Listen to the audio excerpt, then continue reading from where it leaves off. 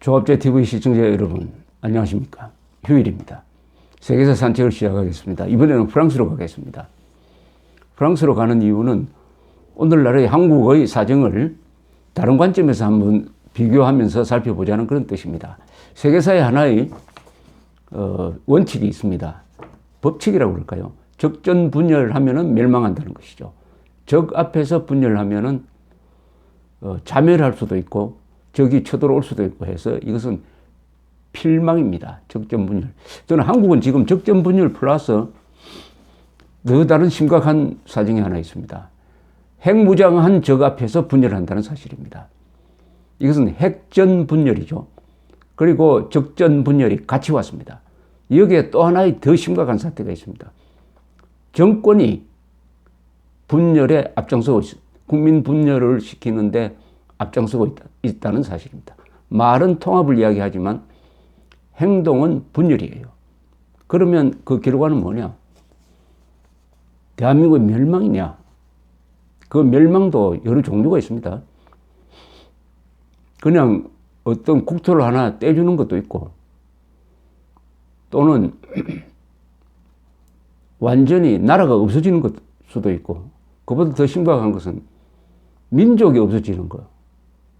지금 핵위기는 민족 공멸이라고 흔히 이야기합니다. 이건 국가가 없어지는 차원을 넘어서 민족까지 없어진다. 핵폭탄 맞아가지고 한반도가 핵겨울이 된다. 그럼 멸종사태다. 이것까지 예상되는 상황이 지금 한반도에서 벌어지고 있습니다. 적전분열, 핵전분열, 민족 공멸의 위기가 진행되고 있습니다. 그런데 그것을 막아야 될 책임자인 문재인 대통령은 이 정세에서 내가 주도적으로 할 일이 없다는 식의 이야기를 하고 있습니다. 이런 모든 상황을 종합을 하면은 한국은 전쟁을 부르는 상황, 전쟁을 초대하는 상황. 우리가 지금 국민들이, 정부가, 검찰이, 재판부가, 국회가 이 모든 하는 행동의 한 흐름이 전쟁을 초래하는, 전쟁을 부르는 또는 국가적 자살로 가는 게 아니냐 하는 심각한 위기의식을 보여주는데, 그러나 세상 바깥으로 나오면은 오늘 또 야외로 즐기시고 극장에 구경하러 가시고 이렇게 풍요한 대한민국을 바라봅니다.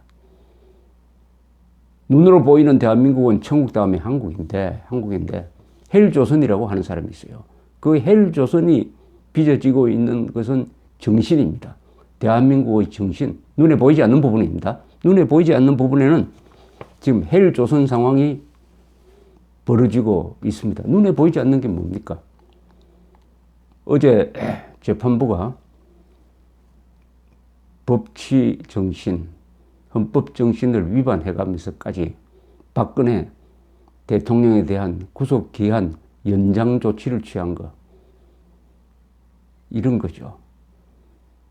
그리고 북한의 핵 위기 속에서 서울을 지키는 사드 배치, 서울을 핵미사일로부터 지키는 유일한 수단인 사드 배치에 대해서 아무도 요구도 하지 않고 할 생각도 하지 않는다. 그래서 2,500만 수도권 시민들이 이 순간에 김정은의 핵미사일에 완전히 발가벗고 있다. 오늘 밤이라도 김정은이가 미쳐가지고 눌러버리면은 서울은 사라진다 하는 이런 상황. 이런 게 바로 헬조선이죠. 헬조선과 이것은 정신면에서 국가의 정신, 이념, 사상, 기율, 법치, 이거 눈에 다 보이지 않습니다. 여기서 일어나는 상황은 이것은 지옥으로 갈 상황입니다. 헬조선. 그러나 눈에 보이는 복지, 경제, 인간의 삶은 천국 다음에 한국입니다. 이 두 가지가 공존하고 있으니까 한국에 대한 관찰은 다른 관점에서 한번 취하면 더 입체적으로 느껴지지 않을까 생각을 합니다. 한쪽만 보면 안 됩니다. 다른 방향에서 한번 봐요. 그러면은 지금 우리가 하고 있는 한국 사람들이, 한국 정부 한국 군대가 하고 있는 게 이게 어떤 의미를 갖는지를 조금 입체적인 시각으로 볼 수 있지 않을까. 그러기 위해서는 1940년의 프랑스를 들여다보는 게 가장 좋겠다. 이런 생각이 들어서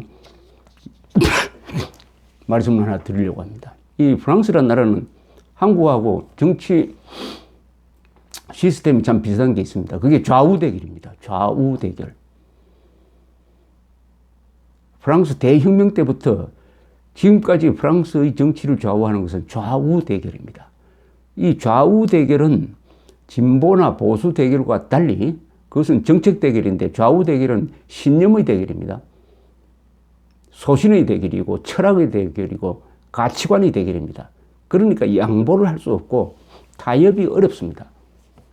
그러면 그 정치판이 굉장히 살벌해집니다. 피를 부르고 내전으로 가고 1871년에 파리의 꽃문이라는 게 일어나가지고 그 화려한 프랑스에서 프랑스 사람들끼리 3만 명이 죽었습니다. 이런 상황.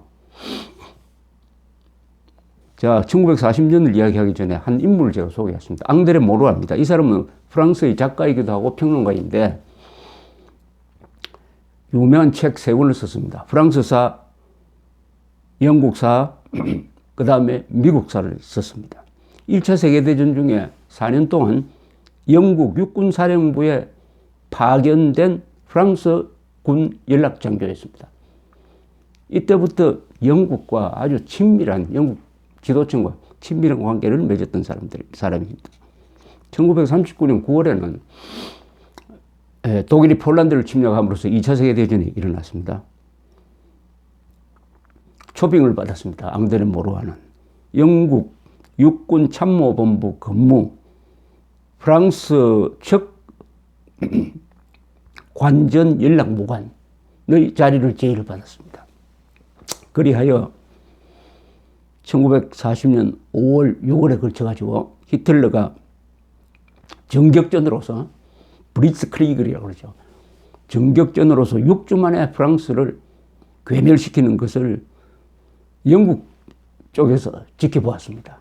그리고 프랑스 항복한 후에는 이분은 미국으로 피신을 해가지고 하버드 대학에서 강연과 집필 생활을 했습니다.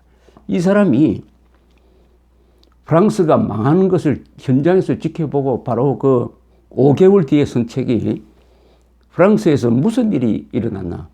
What happened to France라는 책이 나왔습니다.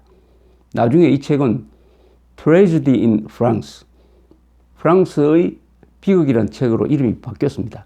바로 그 리얼타임에 쓴 책입니다. 왜 조국 프랑스가 졌느냐? 여기서 묘사한 것을 감아보면 거의 90%가 지금의 한국에 대한, 지금의 한반도에 대한 정세와 기가 막히게 맞다는 것을 알 수가 있습니다. 그때 프랑스에서도 지금 한국처럼 평화지상주의, 그리고 사회주의가, 그러니까 좌파가 득세하고, 그러니까 우파가 불만을 가지고 적전 분열이 일어나고, 그 다음에 정권 내부에서도 싸우고, 군대는 무기력해지고, 그리고 이것을 노린 독일, 나치 독일의 대프랑스 심리전이 아주 집요하게 전개되고, 지금 북한이 사이버 전을 해가지고 한국 사람들을 의식화시키고 분열 책동하는 것과 똑같습니다. 또 한편에서는 소련을 조국으로 여기는 사회주의자들이 나치를 은근히 좋아하는 이 우파하고 서로 분열하고, 그러니까 좌우 대결이 외세까지 불러들여가지고 한쪽은 소련의 영향을 받고 한쪽은 나치 독일의 영향을 받는 식으로 분열이 됐다. 한국하고 좀 비슷한 것 같지 않습니까? 점점 아마 비슷하다는 생각을 하실 겁니다. 이 프랑스의 비극이라는 책에는 이런 장면이 나옵니다. 1935년 12월에 이 앙드레 모로아가 어떤 저녁 자리에서 처칠 의원을 만났어요. 처칠 하원 의원. 이 처칠은 그때 어떤 입장이 되어 있었느냐 하면은 매우 고립되어 있었습니다. 처칠은 히틀러를 경고하기 시작했습니다. 히틀러의 등장이 심상치 않다. 전쟁이 일어날지 모르겠다. 너무 과격하다는 평을 받았습니다. 우리나라식으로 하면 극우 보수다. 그래서 정치적으로 고립되어 있었는데 식사를 하다가 앙드레 모로아를 옆방으로 불러낸 처칠이 이렇게 충고를 하는 것이었습니다. 앙드레 모로아군 이제 소설 쓰는 거, 전기 그거 쓰지 말. 그거 쓸 때가 아니라고. 지금은 한 편씩 하루에 한 편씩 논평을 써야 된다고 이렇게 이야기합니다. 그 내용도 딱 이거 하나만 쓰라. 프랑스 공군은 과거엔 세계 최고였지만 지금은 4, 5위 정도밖에 안 된다. 독일 공군은 과거에 미미했으나 지금 세계 최고로 지금 성장하고 있다. 전쟁이 나면은 프랑스는 언젠가는 독일 공군으로부터 엄청난 타격을 받을 가능성이 있다. 이것을 경고를 하라. 이렇게 충고를 하는 것이었습니다. 이렇게 이야기를 합니다. 뭐 소설을 통해서 여자의 사랑이라든지 남자의 야망이라든지 그런 주제로 글을 쓰는 것보다는 프랑스 공군력을 증강시켜라. 이 글을 써서 조국을 구하는 것이 더 보람된 게 아니냐. 글을 쓰는 사람으로서 이렇게 충고를 하더라는 것입니다.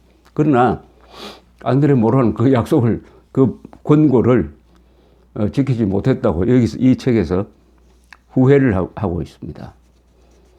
앙드레 모로가 쓴 이 책에서 그는 프랑스가 망한 원인을 4가지로 우선 분석을 했습니다. 첫째, 평화지상주의가 프랑스의 국가 수호 의지를 약화시켰다. 저 엄청난 야망을 가지고 상무정신으로 똘똘 뭉친 나치 독일 앞에서 프랑스 평화지상주의가 우린 전쟁하지 말자고 하는 바람에 국가를 수호해야 될 국가의지, 정부와 국민들의 국가의지를 약화시켰다. 평화지상주의가. 이승만식으로 이야기하면 무조건적 평화지상주의는 간첩과 같다. 그런 이야기죠. 두 번째, 소련을 조국으로 삼는 사회주의자들이 국가를 분열시켰다. 지금 한국에서 득세하고 있는 뭐 전대협, 주사파, 종북 세력, 친북 세력 이 사람들이 국가를 분열시키는 상황하고 똑같은 거 아닙니까? 세 번째, 군대가 정치에 종속되어 재무장을 제대로 할 수 없었다. 이게 한국에서 일어나고 있는 일 아닙니까? 군대가 정치에 눈치를 보는 바람에 무장을 강화할 수 없었다. 지금 국군은 정치권 눈치를 보면서 정치권에 눌려가지고 미사일 방어망 하나 제대로 못 만들고 있는 거하고 마찬가지 아닙니까? 재무장이 아니라 핵무장도 못하고 전술핵 재배치 하자고 이야기를 했다가 대통령이 안 하겠다고 하는 바람에 물거품이 되고 이것도 한국에서 일어나고 있는 이야기입니다. 네 번째, 영국과 프랑스를 이간질시킨 나치의 선전전이 효과를 보았다. 그때 프랑스 사람들은 독일을 미워해야 될 텐데 영국을 더 미워했다는 이야기입니다. 이건 뭡니까? 지금 한국에서 일어나고 있는 반일, 반미, 지금 이 순간에는 한미일 동맹을 강화해야 되는데 지금 한국에서 반일 감정, 반미 감정 선동하는 세력이 있고 여기에 다수의 한국 사람들이 넘어가고 있습니다.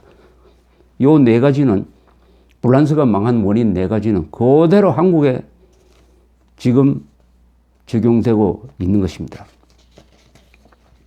1차 세계대전의 주 전장은 프랑스 독일 국경지대였습니다. 그걸 서부전선이라고 합니다. 여기서 프랑스 젊은이 약 160만 명이 전사했습니다.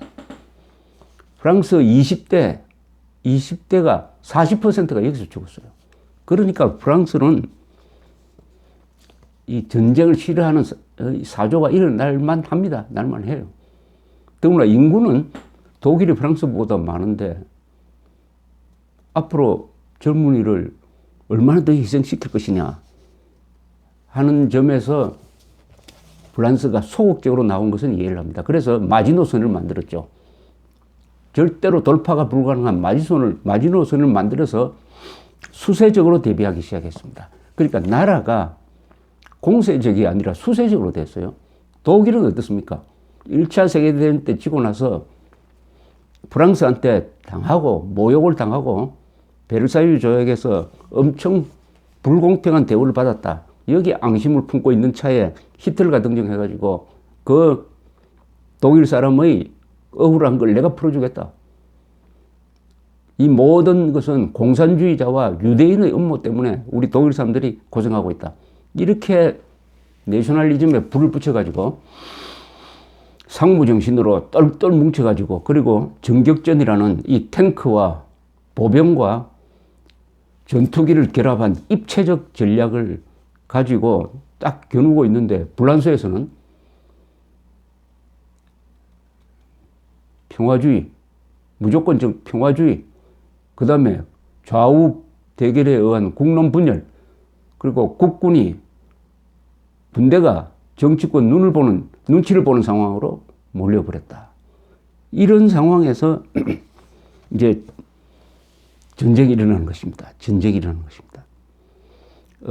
여기서 앙드레 모로아는 이 당시에 프랑스의 레이노 수상이라든지 그 밑에 있었던 재무장관이라든지 이런 사람들하고 다 친해가지고 그 프랑스 정권의 핵심에서 무슨 일이 일어났느냐를 아주 잘 전달해 줍니다. 아주 고급 정보를 알려주는 거예요.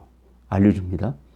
앙드레 모로아는 이제 레이노라는 사람이 수상이 됐습니다. 수상에 취임을 했어요. 그때 축하의 뜻을 담아가지고 글을 하나 써보냈다고 합니다. 이렇게 썼답니다. 국회는 평화시에는 국민을 대표하지만은 전시에는 군대를 대표한다. 이게 참 의미심장한 이야기입니다. 국회는 국민을 대표하지만은 전쟁 시에는 군대를 대표해야 된다.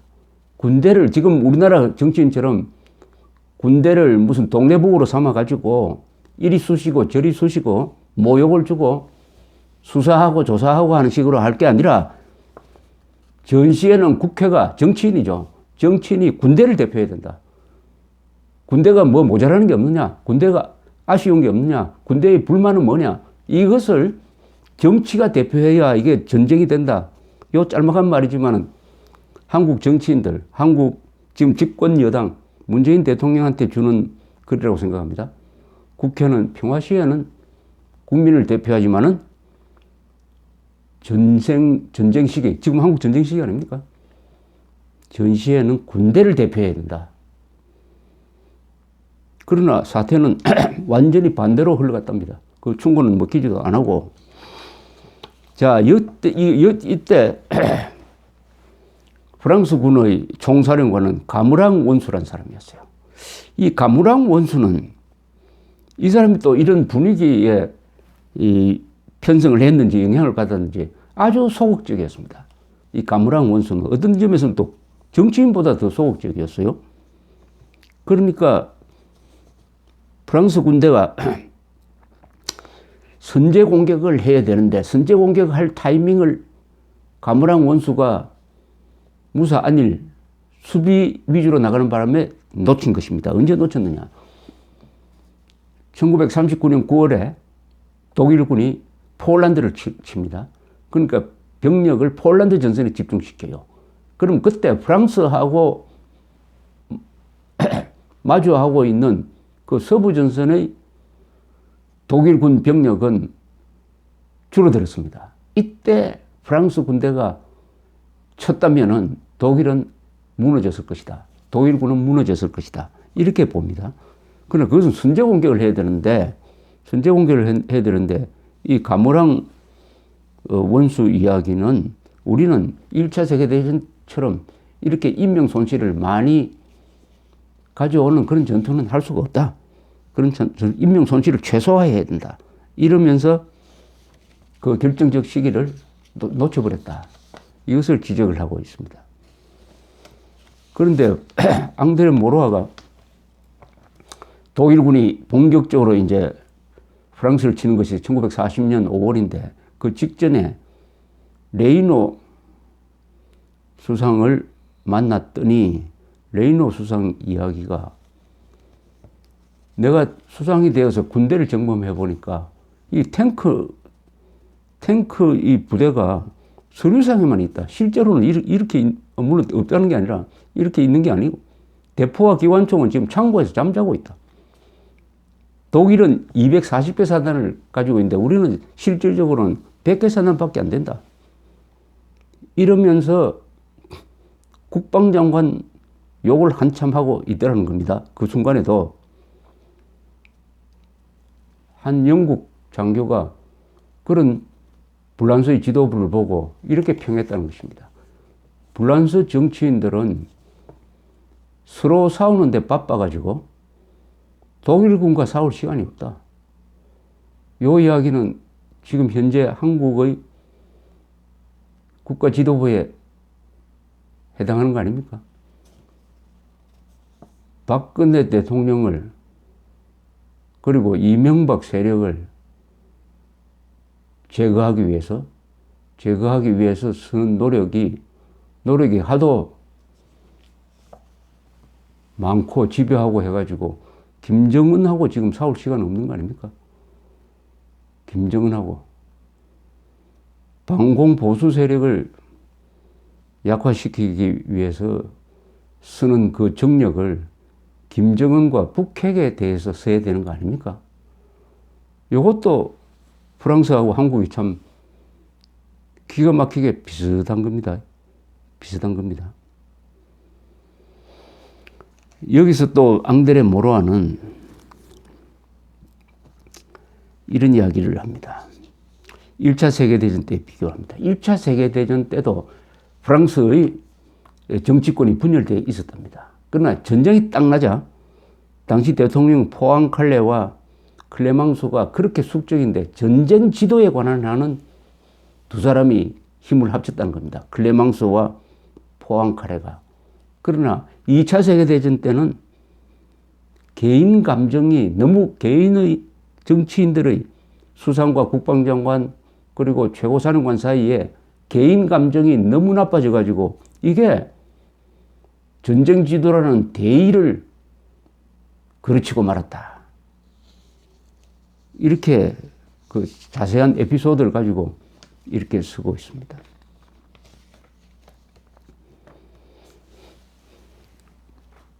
이렇게 쓰고 있습니다. 러시아 혁명은 노동계급엔 희망을, 중산계급, 프랑스입니다. 프랑스의 중산계급 일부엔 파시즘이나 나치즘이 공산주의에 대한 방벽이 된다는 생각을 심었다.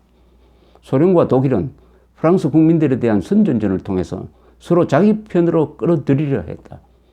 이 두 나라의 공작이 프랑스 대혁명의 공포 정치 때부터 있어 왔던 분열상을 더욱 깊게 했다. 프랑스에 대해서 나치 독일만 선전하는 게 아니라 소련까지도 들어서 가지고 프랑스에 있는 좌파를 상대로 선전전을 하는 바람에 이 프랑스의 국론이 한쪽은 소련 편이고 한쪽은 독일 편이라기보다는 독일에 대해서 상당히 동정적인, 호의적인 이런 쪽으로 바뀌었다. 이게 이제 좌우 분열은 언제 때부터 프랑스에서 생겼냐 하면 프랑스 대혁명 때 공포 정치를 통해서 귀족, 지주, 왕까지 단두대에 올려가지고 수만 명을 죽인 그게 그 뒤에 계속 복수, 또 다른 복수를 반복하게 만드는 원인이었습니다. 원인. 그러니까 좌우 대결은 항상 프랑스 대혁명 때 공포 정치를 통해서 자기들끼리 수만 명을 죽인 그것이 하나의 씨앗이 돼가지고 계속 지금까지 프랑스의 정치를 깔고 있는 것이죠. 바로 2차 세계대전 때도 이것이 작동하는 바람에 군대나 국민이나 정치권이나 다 마음이 딴 데가 있어가지고 이 프랑스의 우파 세력, 보수 세력은 공산당이 더 싫다. 그러니까 나치 독일이 들어와가지고 저 공산당 쓸어버리면 좋겠다.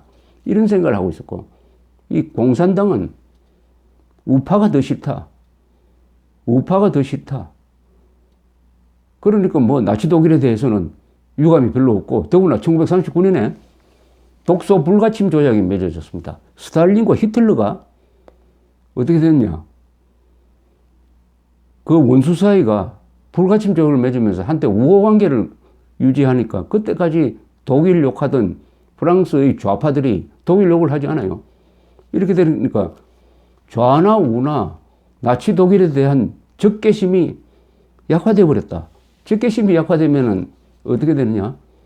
적을 보고 미워하는 마음이 안 생기면요, 국민이나 국가가 전쟁 준비를 하지 않습니다. 지금 한국에서 똑같은 일이 벌어지고 있지 않습니까?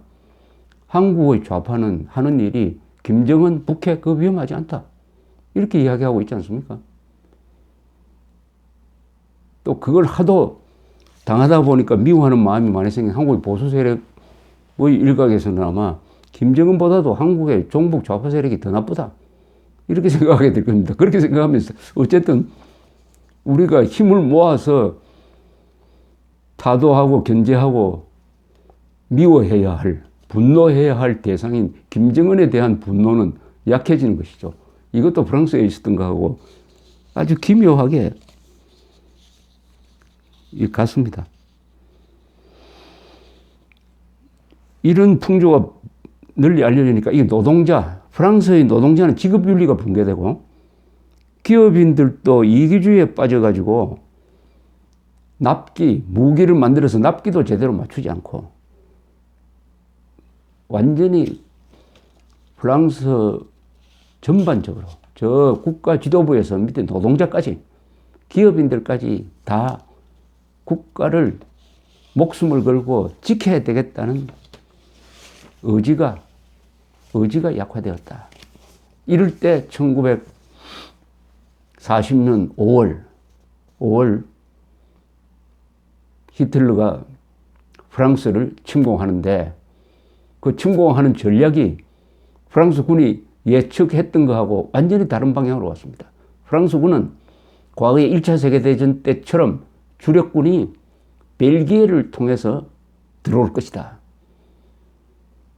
거기에 주력을 딱 배치를 했습니다. 그러나 그렇게 하지 않았습니다. 독일군은 아주 창의적인 전략을 썼습니다. 그게 아르덴느 돌파전이라고 합니다. 아르덴느. 벨기에의 아르덴느 숲지대가 있었어요. 그 아르덴느 숲지대는 탱크가 통과하지 못할 것이라고 프랑스 군대는 봤습니다. 그래서 거기에는 방어병력을 아주 작게 배치를 했어요. 그러나 독일군은 아르덴느 숲을 통과하는 전차군단을 보냈습니다. 구데리안 장군이 지휘하는 전차군단, 한 1000대 정도의 전차군단을 이끌고 아르덴느 숲을 지나서 프랑스의 배후를 쳐버렸습니다. 배후. 정면을 치면은 양쪽 정면끼리 싸워가지고 그것은 서로가 밀리고 하지만은 프랑스가 비워놓은 그쪽으로 기갑군단이 들어와가지고 프랑스 군대의 배후를 자르면서 이게 덩케르크 같은 도바 해협 해안 쪽으로 나가버리니까 그 앞에 있던 프랑스 군대, 주력 군대가 포위가 되어버렸죠. 포위가. 이 유명한 아르덴느 세계 전사에서 카르타고의 한니발이 로마 군대를 맞아가지고 칸나에란 데서 써먹었던 우회 전략, 대우회 전략과 비견되는 아르덴느 숲 돌파 작전을 통해서 6주 만에 프랑스 군대를 무너뜨려 버립니다. 6주 만에. 프랑스 군대의 급소를 때려버린 거죠.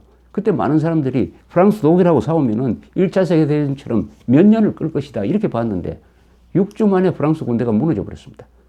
이것은 물론 전략적인 기습이 급소를 때렸으므로 큰 타격을 받은 건 사실이지만은 그 군대를 뒷받침하는 정치, 국민들의 결전 의지가 없으니까 막 허물어져 버렸다는 겁니다. 무너져 버렸어요. 그냥 무너져 버렸습니다. 전투는 군대가 하지만은 전쟁은 국민이 한다는 이야기가 있습니다. 그런데 전쟁 의지가 없으니까 한쪽은 평화, 무조건 평화, 한쪽은 좌익, 한쪽은 우익, 이렇게 싸우는 나라가 급소를 맞으니까, 자, 그러면 한국에서 이런 일이 일어나지 않는다는 보장이 있습니까? 한국의 아르덴느 숲은 어디겠습니까? 저는 그게 백령도라고 생각합니다. 북한이 백령도 기술작전을 딱 펼쳐가지고 백령도를 점령한 다음에 한국에 대해서 현위치 휴전하자. 만약 현위치 휴전 안 받아들이면 우리 핵무기를 가지고 한국의 어느 도시 하나를 없애버리겠다라고 딱 공갈치고 나올 때 한국에서 그래 그 도시 우리 잃어도 좋다. 그렇게 하는 순간 너는 확실하게 죽는다. 한번 때리려면 때려봐. 이런 식으로 나올 것이냐. 아니면 겁을 먹고 현위치 휴전하니까 고맙다. 그럼 백령도는 줘버리고 이렇게 해서 휴전을 구걸을 하고 현위치 휴전 백령도를 주고 그 다음에 북한이 하자는 대로 앞으로 보수 세력이 김정은 비판하는 건 절대 허용할 수 없으니까 그런 언론사는 문 닫아라 하면은 한국의 좌파 정권은 그 요구를 받아 들어가지고 열심히 김정은이 심부름 역할을 하고 하는 말하자면 한국이 좋게 말하면 핀란드, 러시아에 대해서 핀란드가 되는 거고 나쁘게 말하면 완전히 인질이 되고 말하자면 살찐 돼지처럼 살아온 한국이 야위 늑대와 같은 김정은 정권에 종속되는 그 결정타가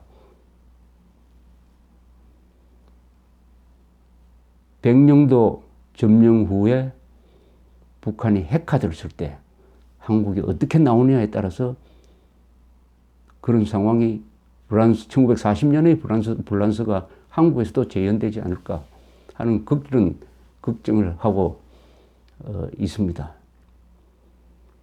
오늘은 세계사 산책에서 1940년의 프랑스, 국적전 분열한 프랑스, 그리고 2017년의 대한민국, 적전 분열에다가 핵전 분열까지 겹친 이 두 나라의 운명에 대해서 한번 생각해 보는 기회를 가졌습니다. 감사합니다.